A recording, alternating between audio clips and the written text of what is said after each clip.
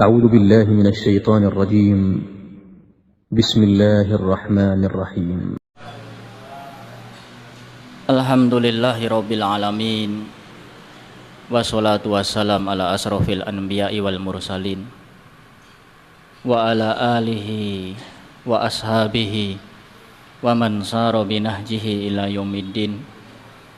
Amma ba'd.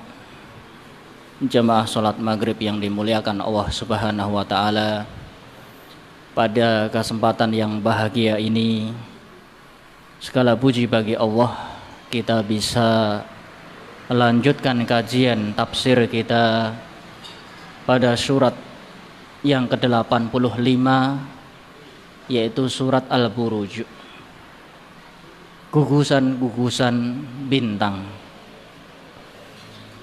Pada kesempatan yang lalu kita telah bahas di mana Allah Subhanahu wa ta'ala telah bersumpah dengan ciptaan-ciptaannya. Kemudian pada kesempatan yang bahagia ini kita lanjutkan kepada firman Allah Subhanahu wa ta'ala, Qutila ashabul ukhdud. Sungguh binasa, lagi terlaknat orang-orang yang membikin parit, membikin lubang. Qutila ashabul ukhdud ay lu'ina. Allah Subhanahu wa ta'ala melaknati mereka. Allah Subhanahu wa ta'ala mencela mereka. Ashabul ukhdud, orang-orang yang melakukan penyiksaan terhadap orang-orang mukmin pada satu lubang parit yang besar.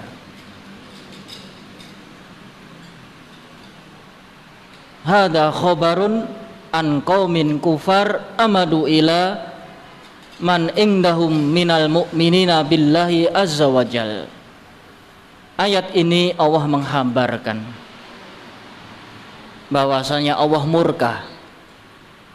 Allah Subhanahu wa ta'ala melaknat, mendoakan keburukan kepada siapa saja dari kalangan orang-orang yang kafir, yang mereka melakukan penyiksaan kepada orang-orang yang beriman kepada Allah. Wa ajaju naron, di mana siksaan yang mereka lakukan, mereka menggali lubang yang dalam, yang lebar, yang luas, kemudian an-naridatil waqud, mereka menyalakan api yang menyala-nyala. Diriwayatkan dalam kisah Israili, panjang dari parit ini adalah 40 dhira', 40 hasta, dengan lebar 12 hasta. Riwayat yang lain menyatakan lebih dari ini. Artinya apa? Galian lubang yang sangat besar, yang di situ kemudian ditaruh bahan-bahan untuk menyalakan api, baik kayu bakar dan semisalnya, kemudian dinyalakan. An-naridatil waqud, mereka menyalakan api yang berkobar sangat dahsyat. Idhum alaiha qu'ud, tatkala mereka duduk-duduk menyaksikan pembantaian orang-orang mukmin. Idhum alaiha qu'ud wahum ala ma yaf'aluna bil mu'minina syuhud, sedangkan mereka menyaksikan, mereka menjadi saksi bisu atas kekejaman yang mereka lakukan, yaitu menyiksa orang-orang yang beriman dengan dinyalakan api unggun yang besar, dan satu persatu dilemparkan ke dalam api yang menyala tersebut. Sedangkan mereka menyaksikan kejadian ini, sedangkan mereka mengetahui, bahkan melihat. Ya, di sini menunjukkan bahwasanya di dalam ayat yang mulia ini perbuatan penistaan adalah perbuatan yang tidak pernah diridhoi oleh Allah Subhanahu wa taala. Perbuatan kekejian ya tidak pernah direstui oleh Allah Subhanahu wa taala dengan bukti qutila ashabul ukhdud. Semoga Allah ya membinasakan orang-orang yang membikin parit, yang menggali lubang, menunjukkan bahwasanya siapa saja yang bekerja sama di dalam suatu keburukan, terlebih untuk menimpakan fitnah kepada orang-orang yang beriman, dia turut serta mendapat dosa. Ya, sebagaimana dalam ayat yang lain, wala ta'awanu 'alal itsmi wal udwan. Jangan engkau sekali-kali tolong menolong di dalam perbuatan dosa dan kekejian. Kalau mau tolong menolong silahkan di dalam suatu kebaikan, suatu hal yang bermanfaat. Namun ketika seorang itu bergotong royong di dalam suatu keburukan, maka semuanya mendapat bagian dosanya. Bahkan dikatakan dalam ayat ini kutila, binasa, terlaknat. Kalau bahasa asli Arabnya yang namanya kutila itu dibunuh. Ya, orang yang berbuat aniaya ya diberikan hukuman agar dibunuh. Penista itu dibunuh, kutila. Ini menunjukkan apa? Bahasanya sangat kasar. Artinya apa? Siapapun yang bekerja sama di dalam suatu dosa, Allah tidak rela, Allah tidak akan ridho. Bahkan didoakan sebagai dia orang yang mati. Paling tidak ya sehalus-halus tafsir di sini mengatakan terlaknat. Terlaknatlah orang-orang yang membuat parit. Yang namanya la'an, ya bahasa Arab terlaknat itu artinya at-tard, sesuatu yang terjauhkan, tersisihkan, terjauhkan dari rahmat Allah. Padahal rahmat Allah itu maha luas, wasiat, ya seluas langit dan bumi. Kalau dia terhindar dari rahmat Allah, menunjukkan dia adalah makhluk yang terhina sekali.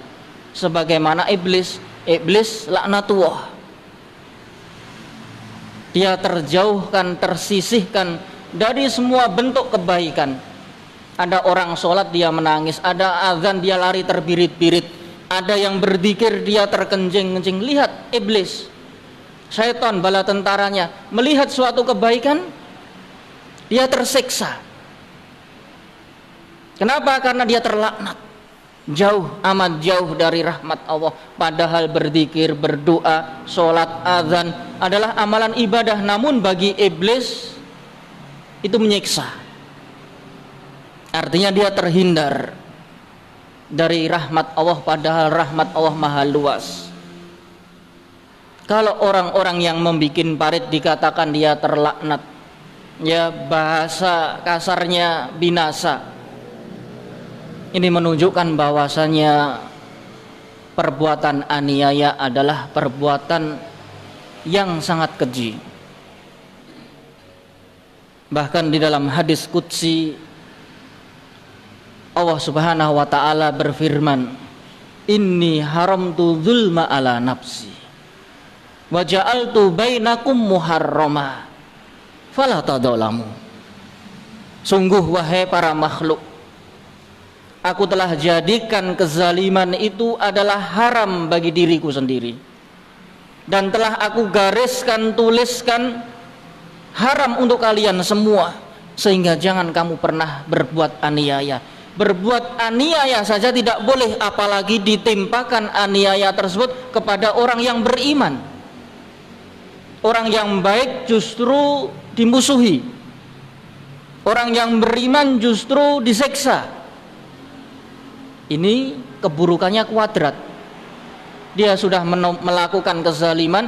Yang kedua, kezaliman tersebut ditimpakan kepada orang-orang yang hak, orang-orang yang benar, orang-orang yang berada di dalam jalan Allah.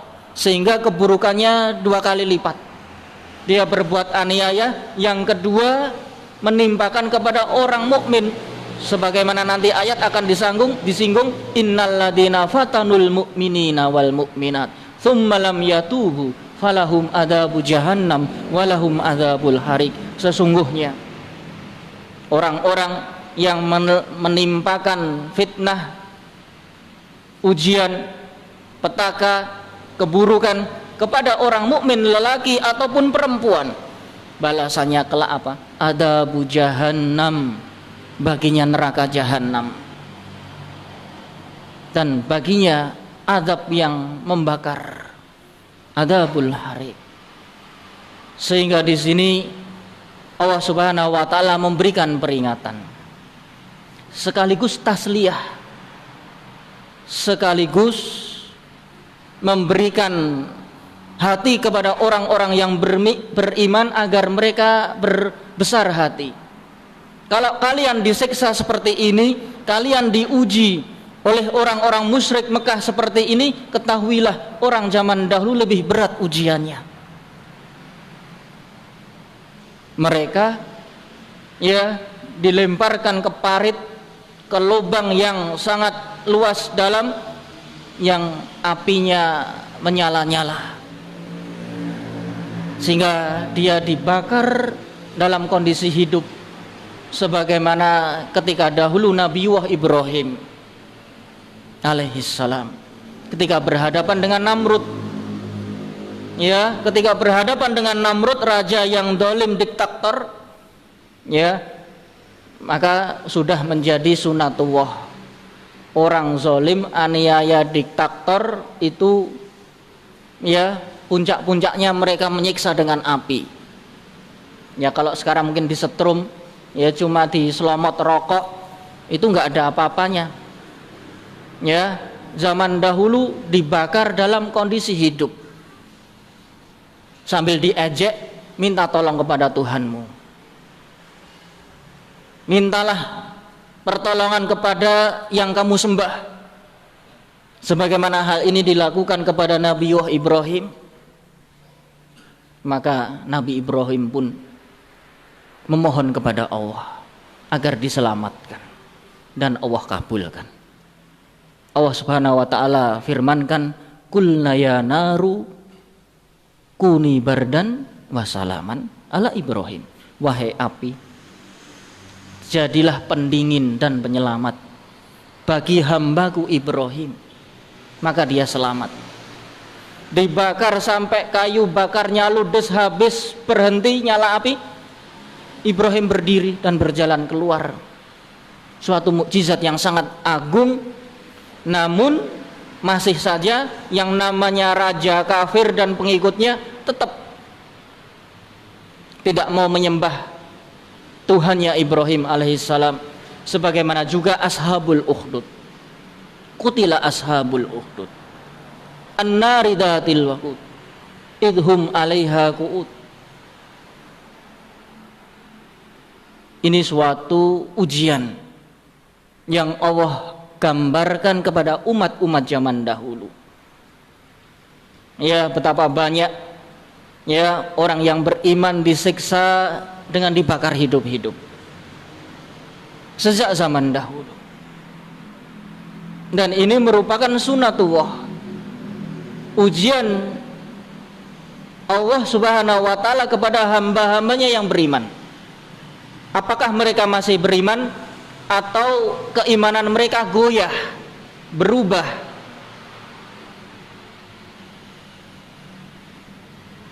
Dikatakan annahum kanu qauman bil Yaman. Ya, sebagian ahli tafsir dan disebutkan pula oleh Al-Hafidz Ibnu Katsir, kejadian ini adalah kejadian yang berada di Yaman. Dahulu orang mukminnya berperang dengan orang musyriknya. Kemudian sang mukmin bisa mengalahkan kafir. Di kesempatan yang berbeda, orang-orang kafir menyusun kekuatan dan membalas kepada orang-orang yang beriman dan orang-orang yang tersisa disiksa dengan dibakar hidup-hidup, sehingga mereka melubangi parit dan menyalakan api dan membakarnya hidup-hidup. Hal ini diriwayatkan oleh sahabat mulia Ali bin Abi Thalib. Dari sahabat Ali bin Abi Thalib pula menceritakan bahwasanya kisah ini terjadi di Ethiopia, di Habasyah. Orang-orang yang beriman dianiaya, disiksa, dan dibakar hidup-hidup. Dari sahabat Ibnu Abbas meriwayatkan bahwasanya hal ini terjadi pada masa Bani Israel, yang mana orang-orang beriman di antara mereka ditimpa suatu fitnah, ujian dari Allah, di mana orang-orang kafir menyalakan api yang sangat besar dan dibakar satu persatu orang-orang yang beriman di antara mereka. Sahabat yang lain mengatakan bahwasanya hal ini terjadi beberapa kali.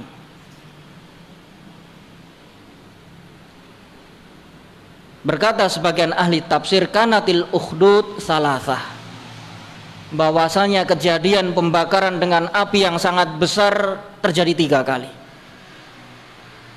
Sekali di Yaman, sekali di Najron, ya, Najron perbatasan antara Yaman dan Saudi, dan sekali di Syam. Sebagian yang lain mengatakan sebagian terjadi di Iran, sebagian lagi mengatakan terjadi di Habasyah, menunjukkan bahwasanya kejadian yang semacam ini bukan terjadi hanya sekali 2 kali, terus menerus. Para sahabat yang mengkisahkan tentang hal ini dan tafsiran di antara mereka tidak bertolak belakang. Secara kenyataan kejadian semacam ini terulang, bahkan mungkin di zaman masa sekarang ini juga terulang, tidak menutup kemungkinan. Ya, kalau mau menghitung kejadiannya sangat banyak, sehingga tafsir dari sahabat tidak bertolak belakang, namun lebih saling menguatkan. Sehingga dari sini ya diriwayatkan oleh Imam Ahmad dengan riwayat yang sah. Demikian pula oleh Imam Muslim di dalam kitab sahihnya, Rasulullah SAW bersabda, kanal malik fi man kana qablakum kana lahu sahir. Dahulu ada seorang raja, seorang raja yang berkuasa di suatu wilayah, dan raja tersebut memiliki tukang sihir. Ya, biasa yang namanya penguasa itu memiliki siapa? Ya, pendamping ataupun ya istilahnya, ya kalau di tempat kita apa? Centeng, pelindung pribadi, ya istilahnya mungkin sekarang kataan dukun, ya, karena takut kekuasaannya terongrong, hancur, hilang, direbut, biasanya memiliki tukang sihir, dukun, ya, centeng dan semisalnya. Ya kalau mungkin sekarang ya jago tembak ataupun ya bisa dikatakan apa saja. Ini suatu hal yang biasa, ya, karena dia khawatir akan kedudukannya. Raja tersebut memiliki tukang sihir, namun tukang sihirnya sudah amat tua. Kemudian meminta kepada sang raja agar ada regenerasi. Kirimkan kepada kami seorang anak muda yang akan saya turunkan semua ilmu sihirku kepadanya, yang nantinya dia akan mendampingi engkau setelah kematianku. Ya, menunjukkan bahwasanya orang bekerja sama itu ya turun temurun, atau istilahnya orang yang bekerja sama partner itu biasanya kuat, ya, antara orang dengan yang lain ingin memuaskan ya kroninya.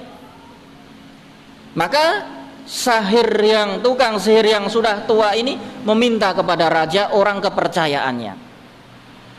Ya, dia tidak mengangkat dari murid-muridnya, enggak, namun justru meminta orang kepercayaan dari sang raja itu sendiri. Agar apa? Agar tidak dikatakan dia pengkhianat, kalau nyeleneh, kalau nyeleweng. Ya, ini berarti memiliki suatu kejujuran. Kejujuran itu sudah ada sejak zaman dahulu, walaupun jahiliyah, walaupun dalam kondisi kafir. Kemudian sang raja pun mengirim seorang pemuda untuk diajarkan kepadanya sihir. Fadafa ilaihi gulaman fakana yu'allimuhu sihr. Setiap hari pemuda ini datang berguru kepada tukang sihir. Dia dari rumahnya, ya, yang sebetulnya dia dinasnya ke ya rumah raja, namun dialihkan dinasnya pergi ke rumah tukang sihir untuk apa? Belajar sihir. Wa kana baina sahir wa bainal maliki rahib. Perjalanan antara dia dan rumahnya atau kerajaan yang dimiliki sang raja, di tengah-tengahnya ada seorang pendeta, orang yang beriman kepada Allah, orang yang mengikuti ajaran seorang nabi sebelumnya. Artinya orang soleh, dia ahli ibadah, dia pendeta. Suatu hari ketika dia berjalan menuju ya padepokan tukang sihir ini, sempat singgah kepada rumah pendeta ini dan sempat mendengar ucapan-ucapan bijak sehingga dia tertarik untuk mempelajarinya pula. Sehingga bocah muda yang dikirim raja ini akhirnya lebih ya tertarik untuk mempelajari pendeta ini, ilmu dari pendeta ini. Setiap hari dia terlambat. Dia kalau berangkat terlambat, pulang juga terlambat. Karena mampir di mana? Mampir di rumah pendeta ini. Dan ketahuan kamu terlambat. Kalau pulang juga ditanya, kamu juga terlambat. Ada apa? Terlambat terus menerus. Ya, ini ilmu ya, firasat, orang curiga itu ada, menunjukkan yang suatu kecurigaan itu memang berdasar kalau ada ya buktinya. Kemudian dia memberikan alasan, aku terlambat karena tertahan oleh tukang sihir. Ya, ketika ditanya tukang sihir, kenapa kamu datang terlambat? Saya tertahan di rumah raja. Ya, mencari alasan yang logika agar belajarnya kepada si rahib pendeta ini lancar mulus.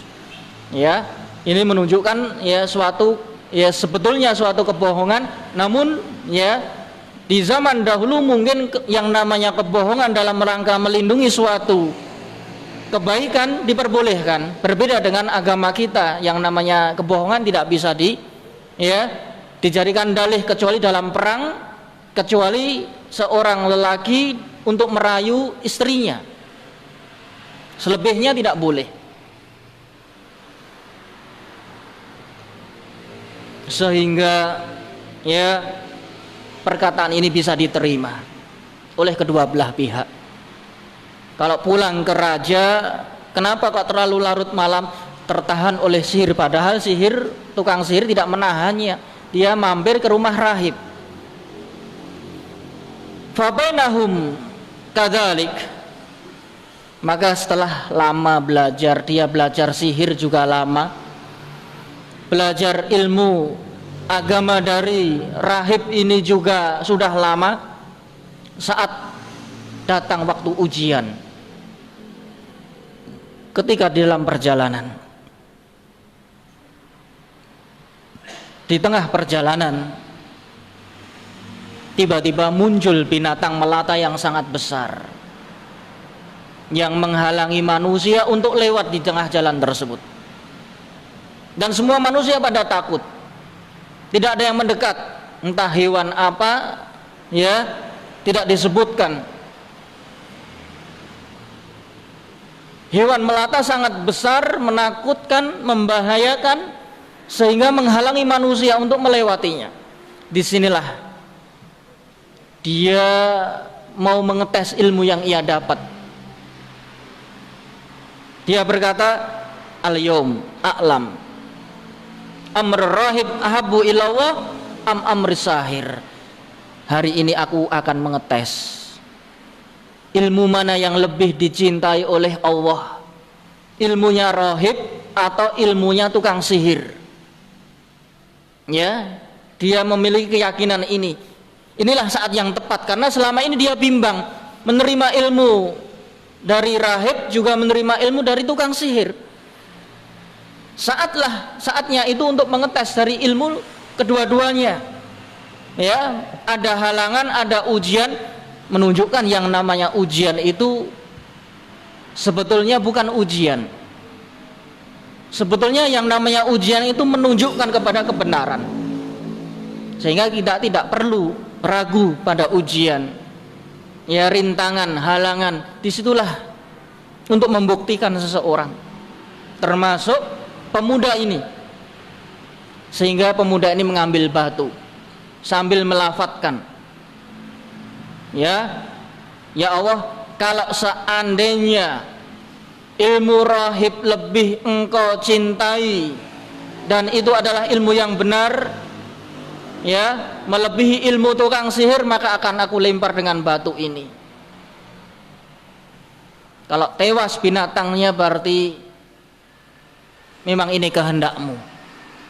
Ya, dia berusaha sambil menggantungkan usaha itu kepada siapa? Pada Allah. Tentu Allah yang tahu, ya, mana ilmu yang benar dan yang tidak benar. Namun bagi si pemuda ini, dia bimbang karena menerima kedua belah pihak dan tidak bisa memutuskan, dan orangnya polos. Ya, sebetulnya kalau orang sudah benar, dia tahu jalur, tidak akan belajar ilmu sihir, karena yang namanya ilmu sihir dari awal hingga akhir semuanya menyelisih syariat. Ya, yang namanya ilmu sihir dari awal hingga akhir semuanya bertentangan dengan syariat, karena ilmu sihir datang dari setan yang diajarkan, ya, oleh Babil, ya, Bibabila Harut wa Marut. Ya, dalam surat Al-Baqarah disebutkan, ya, asal muasal dari ilmu sihir itu bagaimana?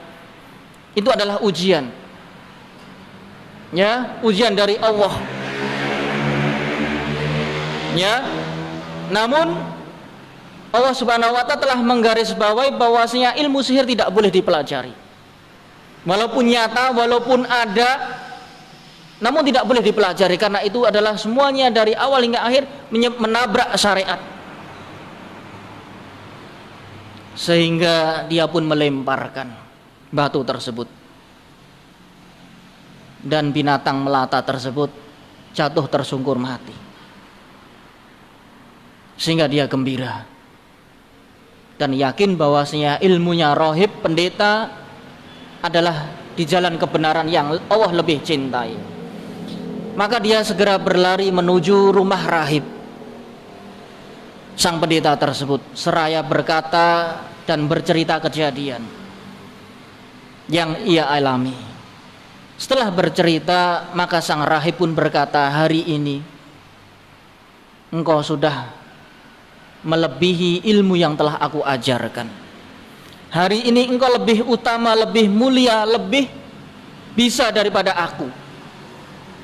Ya, berarti tugasku sudah paripurna. Ya, ilmu yang kalian serap, ilmu yang engkau bawa telah engkau fahami dengan baik, dan hari ini engkau telah, ya, menjadi lebih baik daripada diriku. Kemudian sambil memberikan wasiat, suatu saat pasti engkau akan dicoba oleh Allah Subhanahu wa ta'ala. Dan ketika cobaan itu datang, Jangan pernah bahwasanya engkau belajar ilmu ini dariku. Jangan kau katakan kepada siapapun. Kalau ilmu yang engkau pelajari ini datang dari saya, ya, maka benar. Pesan terakhirnya pun telah disampaikan dan dia berpisah. Mulai saat itu dia mulai mengobati manusia. Dia berdoa kepada Allah, ya Allah, jikalau engkau berkenan, sembuhkanlah penyakit orang ini. Kemudian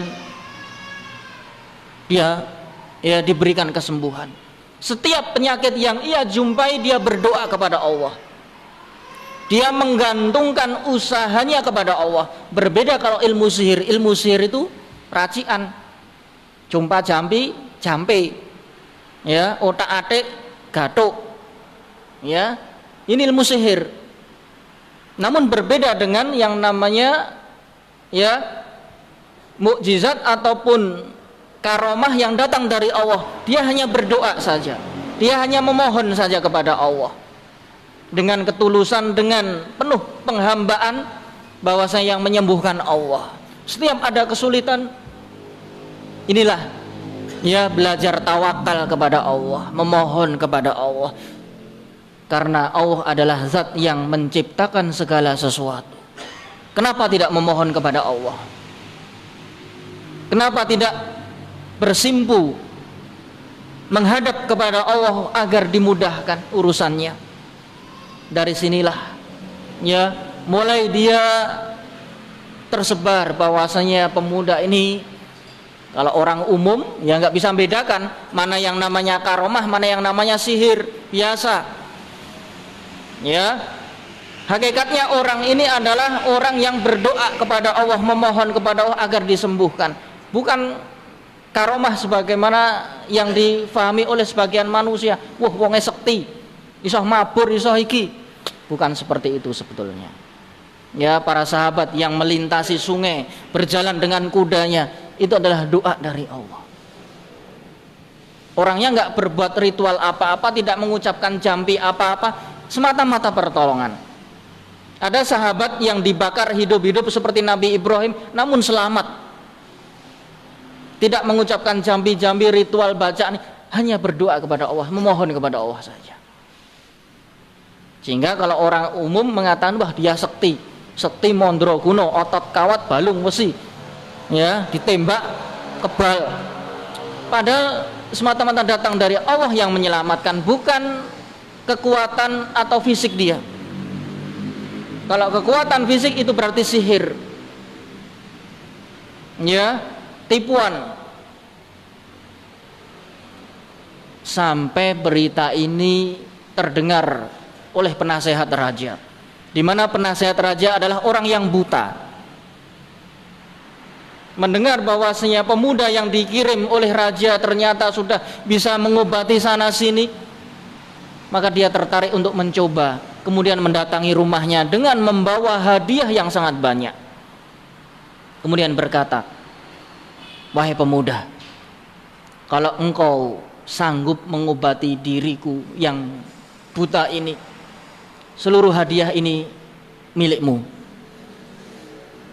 Maka dijawab dengan rendah hati, wahai penasehat, saya tidak bisa menyembuhkan, saya nggak tahu apa-apa. Namun kalau kamu mau mengikuti ucapanku, aku akan berusaha. Sesungguhnya yang menyembuhkan semua makhluk adalah Allah Subhanahu wa ta'ala, Tuhanku dan Tuhanmu, Tuhan semesta alam. Kalau kamu mau mengakui adanya Tuhan Allah Subhanahu wa ta'ala, maka aku akan mencoba mendoakanmu, memohon kepadanya agar engkau bisa disembuhkan. Betul, penasihat ini masuk kepada dinuwah agama Allah, berserah diri kepada Allah, mengislamkan diri kepada Allah. Yang selama ini dia meyakini yang namanya Tuhan ya rajanya, yang disembah juga raja, ya, sehingga akhirnya dia menerima, mau mengakui, ya, orang zaman dahulu itu ateis, ya, tidak kenal Tuhan, yang disembah itu ya itu rajanya yang paling power dan tidak mengakui adanya Tuhan di atas langit. Sehingga ketika dibujuk untuk beragama dengan agama Allah, meyakini bahwasanya Allah adalah Tuhan yang maha kuasa, maha besar, maha agung, akhirnya dia mencoba berdoa, akhirnya sembuh dari buta. Dia sangat bergembira sekali. Setelah sembuh dia datang ke kerajaan yang biasanya dia pakai tongkat gerayah-gerayah. Sang raja melihat penasihat ini kok jalannya jelak-jelek kayak raho tongkat raho. Woi, apa yang kamu lakukan? Bukankah kamu buta? Ya, dia bertanya, sang raja bertanya kepada penasihat tersebut. Aku telah disembuhkan oleh Allah. Siapa Allah? Kemudian bertanya-tanya, diinterogasi. Siapa Tuhan? Kamu memiliki Tuhan selain aku? Rabbi wa rabbuka Allah. Tuhanku, Tuhanmu satu, Allah subhanahu wa ta'ala, yang menciptakan langit bumi, yang menciptakan semua alam semesta. Murka sang raja. Kemudian diancam, kalau engkau masih percaya kepada adanya Tuhan selain diriku, akan saya gergaji kepalamu hingga bawah. Ya, dan sebelumnya bertanya, kamu dapat ini ajaran dari mana, ajaran sesat ini? Bukankah kerajaan agama resminya adalah menyembah raja, kamu menyembah selain raja? Sesat ini. Ya, sejak zaman dahulu yang namanya kebenaran itu diputar balikkan. Sudah zaman dahulu, sebelum Nabi Muhammad. Suatu yang hak dianggap sesat, suatu yang sesat itulah yang lumrah. Menyembah manusia, menyembah raja, lumrah. Padahal itu suatu kesesatan, kezaliman yang amat dahsyat.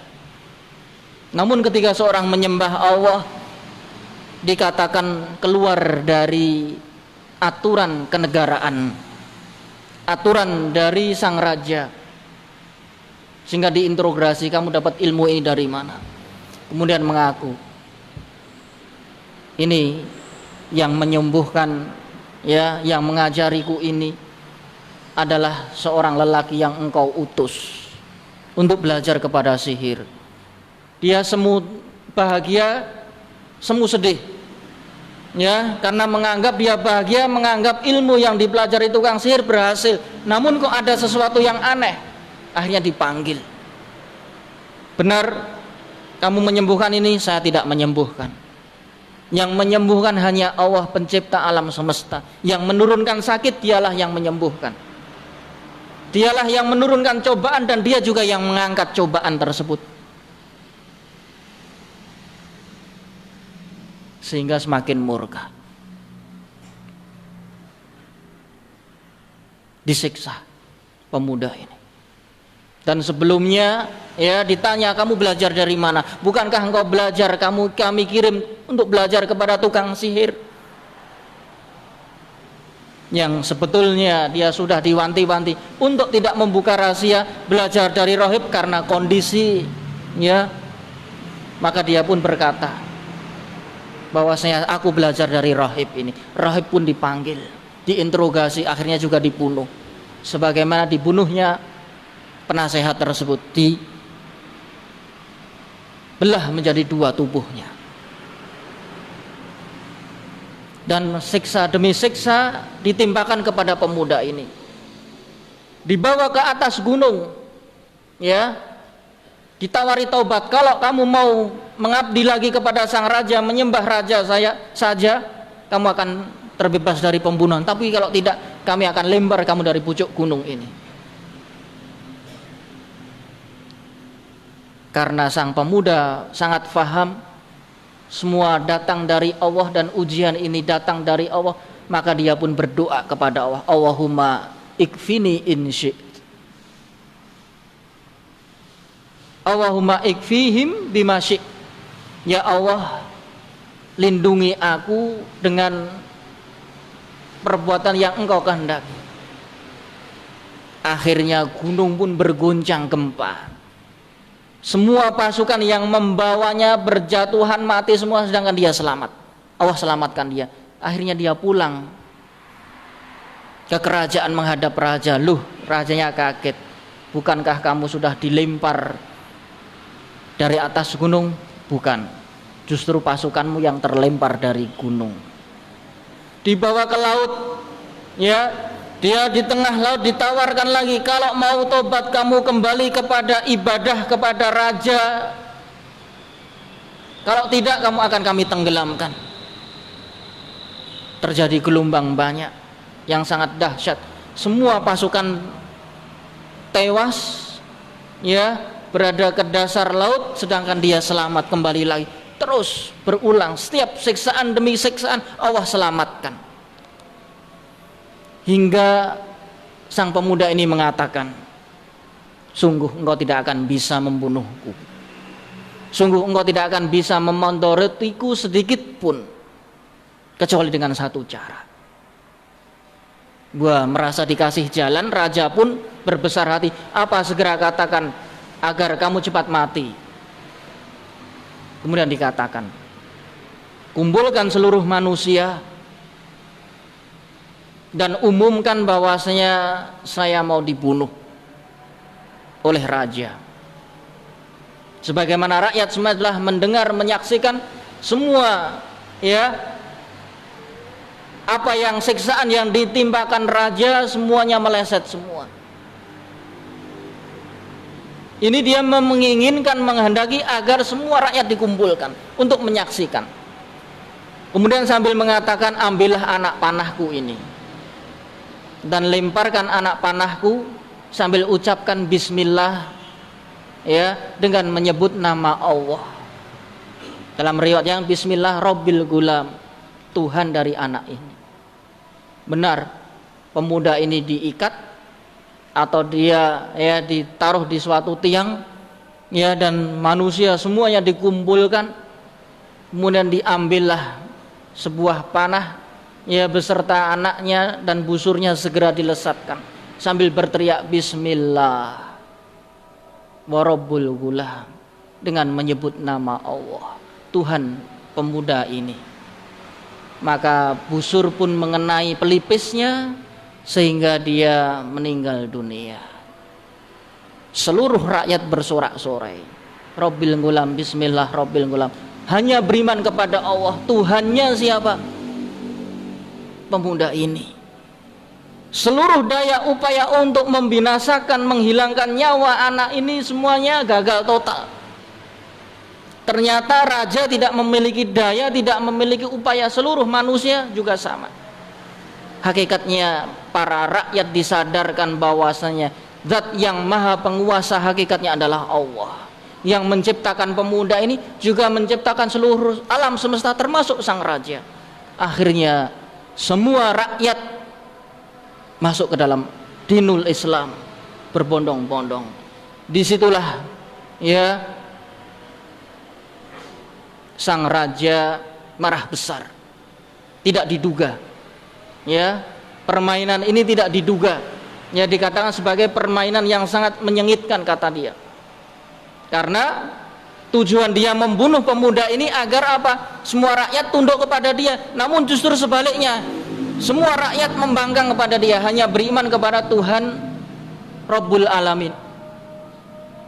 Sehingga raja dengan prajuritnya yang masih setia membuat parit, kemudian dinyalakan dengan tumpukan api yang berkobar bernyala-nyala, dilemparkan satu persatu orang-orang yang beriman. Ya, siapapun yang tidak mengakui raja sebagai Tuhan dilempar. Hingga pada akhirnya sampai kepada giliran seorang wanita yang menggendong bayi yang masih kecil, yang masih menyusui. Maka tatkala wanita tersebut didorong mendekat ke dalam parit, wanita tersebut merasa kasihan kepada bayi yang digendongnya. Dia punya dosa apa? Dia baru lahir. Kenapa dia juga harus dilemparkan? yang hati kecil sang ibu ini ingin menyembah raja tersebut dalam rangka menyelamatkan anaknya. Namun tiba-tiba bayi yang digendongnya berbicara, isbiri ya ammah fa innaki alal haq. Wahai ibuku, bersabarlah, sesungguhnya yang engkau yakini adalah benar, tidak perlu ragu. Ya, diceritakan di dalam masa dahulu bayi yang bisa berbicara salah satunya ini. Selain itu juga Isa ibnu Maryam. Isa ibnu Maryam ketika masih bayi dia bisa berbicara. Bayi kok ngomong, yaitu Isa ibnu Maryam. Dalika Isa ibnul Maryam qaulul haqqul ladzi fihi yamtarun. Ya, Isa ibnu Maryam dalam kondisi bayi dia bisa berbicara, berkomunikasi sebagaimana orang pada layaknya, termasuk bayi ini yang ketika melihat ibunya mulai goyah merasa kasihan kepada dirinya, akhirnya Allah perintahkan kepada bayi ini agar mengucapkan untaian nasihat kepada ibunya agar jangan ragu. Wahai ibuku, bersabarlah atas adab yang ditimpakan raja yang zalim ini, sesungguhnya engkau adalah di dalam kebenaran. Akhirnya dia pun terjun ke bara api. Ini suatu kisah yang sangat panjang yang banyak memiliki fawaid. Ya, di antaranya bahwasanya ujian pasti datang. Orang-orang yang beriman pasti akan diuji oleh Allah. Sebagaimana tertera di dalam surat ahasiban nas ayyutraku ayyaqulu amanna wa hum la yuftanun. Surat Al-Ankabut. Apakah mengira manusia berteriak mengatakan beriman kepada Allah namun dia tidak diuji oleh Allah? Allah akan mengujinya, memberikan cobaan padanya. Kemudian yang kedua, ketika ujian itu datang hendaknya bersabar, pasrah kepada Allah. Dialah yang menciptakan, dialah yang menurunkan ujian, dan bagi kita hanya bisa menjalankan. Kemudian yang ketiga, bahwasanya ujian semakin besar, disitulah imbalan dari Allah semakin besar. Semakin seorang diuji dengan ujian besar, menunjukkan keimanan orang tersebut sangat besar, dan imbalan pahala yang ia dapat sangatlah besar. Bahwasanya pahala tergantung sebesar mana ujian yang ia dapat. Kemudian yang berikutnya, bahwasanya orang-orang kafir senantiasa membenci kebenaran. Itu sudah pasti. Orang yang durjana, yang kafir, yang tidak kenal Tuhan, alias ateis ataupun katakan bahasa apa saja, pasti dia tidak suka dengan agama, dengan Islam, dengan agama yang mulia ini. Kapanpun, dimanapun, sejak zaman dahulu kala, orang yang beriman pasti akan disiksa. Orang yang berada di jalur kebenaran, dia pasti ditimpakan tipu daya. Namun hendaknya kita ingat bahwasanya tipu daya yang ditimpakan orang-orang non-Islam kepada Islam, Allah akan membalasinya semua. Sebagaimana tertera dalam surat At-Tariq, innahum yakiduna kaida wa akidu kaida famahilil kafirina amhilhum ruwaida. Dan sudah menjadi sunatullah, orang-orang yang melakukan penyiksaan kepada orang mukmin, dia juga mati dalam kondisi binasa. Lihat Fir'aun, Allah tenggelamkan hingga jasadnya diharamkan tanah untuk menguburnya. Bayangkan, tanah nggak mau menerima jasadnya, dimuntahkan oleh tanah, lautan pun tidak mau menerima, hingga saat ini jasadnya ya, ngatang-ngatang istilah bahasa Jawa. Ya, lihat mati mengenaskan. Lihat Korun, ya, dia matinya sangat-sangat tragis. Kalau gempa-gempa yang ada zaman sekarang belum seberapa dengan gempa yang ada pada Korun. Dia dijepit oleh bumi, disaksikan seluruh manusia. Hingga orang-orang manusia yang kemarin-kemarin berkeinginan untuk menjadi seperti Korun, menjadi berharta, hartawan, begitu melihat matinya begitu sengsara, semuanya angkat tangan, semua angkat kaki. Saya nggak mau. Saya nggak mau kaya kalau ujung-ujungnya matinya mengenaskan seperti ini. Lihat Namrud dan seterusnya, para diktator, raja-raja yang kejam, dia mati dalam kondisi mengenaskan. Famahilil kafirin amhilhum ruwaida. Ini adalah keputusan Allah. Dan ini adalah jaza min jinsil amal. Balasan seseorang itu sesuai perbuatannya. Dia berbuat di dunia seperti apa, ia pun mati dalam kondisi menerima balasan tersebut. Itu kondisi di dunia ya, belum di akhirat. Di dunia tingkah lakunya seperti apa, dia matinya juga akan merasakan apa yang pernah ia timpakan kepada orang-orang yang beriman. Itu sudah menjadi keputusan Allah. Ya, sehingga ya megah-megahnya seorang raja, ya, sempurnanya seorang raja, dia akan mati ya dalam keadaan siksaan dari Allah Subhanahu wa taala bila dia tidak bertaubat, bila dia tidak mau kembali kepada dinul Islam yang benar ini. Kalau dia mau bertaubat masuk Islam, Allah akan ampuni dosa-dosanya. Karena yang namanya taubat menghapus dosa sebelumnya. Kemudian juga, dan masih banyak faedah ya dari kisah ini menunjukkan bahwasanya apa yang dialami oleh para sahabat dari celaan, dari gangguan, dari pengusiran tidak sebanding dengan yang diterima oleh orang-orang beriman zaman dahulu, dibakar dalam kondisi hidup.